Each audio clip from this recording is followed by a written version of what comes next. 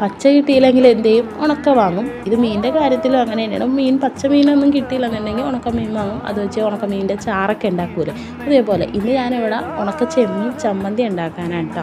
ചട്ടിയിൽ ഒന്ന് ഓട്ടിയിട്ടിട്ട് ഒന്ന് ചൂടാക്കി എടുത്തിട്ടുണ്ട് ചെമ്മീൻ. എന്നിട്ട് ആ ചട്ടിയിൽ തന്നെ ഇത്തിരി വെളിച്ചെണ്ണ ഒഴിച്ചിട്ട് കുറച്ച് കുഞ്ഞുള്ളിയും വേപ്പിലയും കൂടി ഒന്ന് വഴറ്റിയെടുക്കുന്നുണ്ട്.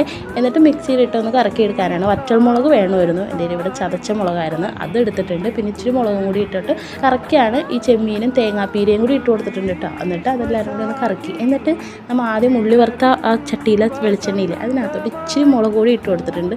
എന്നിട്ട് അതൊന്ന് ചൂടാക്കിയിട്ട് ഗ്യാസ് ഓഫ് ചെയ്ത് അത് കഴിഞ്ഞിട്ട് ആ മിക്സിയിൽ അരച്ചതില്ലേ, ചതച്ചെടുത്തത് അതിനകത്തോട്ട് ഇട്ട് കൊടുത്തിട്ടുണ്ട്.